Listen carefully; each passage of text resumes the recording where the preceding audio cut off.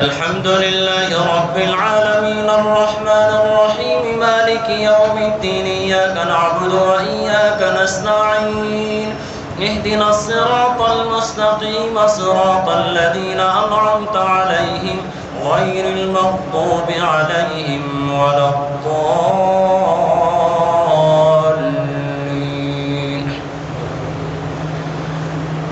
وقال الذين كفروا أئذا كنا ترابا وآباؤنا أئنا لمخرجون لقد وعدنا هذا نحن وآباؤنا من قبل إن هذا إلا أساطير الأولين.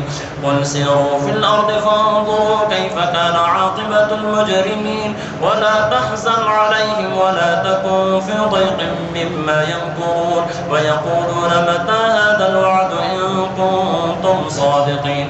قل عسى أن يكون ردف لكم بعض الذي تستعجلون وإن ربك لذو فضل على الناس ولكن أكثرهم لا يشكرون.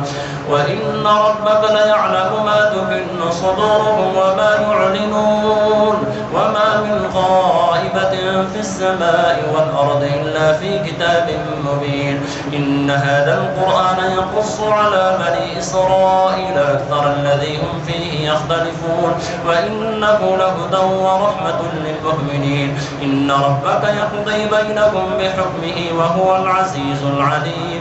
فتوكل على الله إنك على الحق المبين. إنك لا تسمع الموتى ولا تسمع الصم الدعاء إذا ولوا مدبرين وما أنت بهاد العمي عن ضلالتهم إن تسمع إلا من يؤمن بآياتنا فهم مسلمون.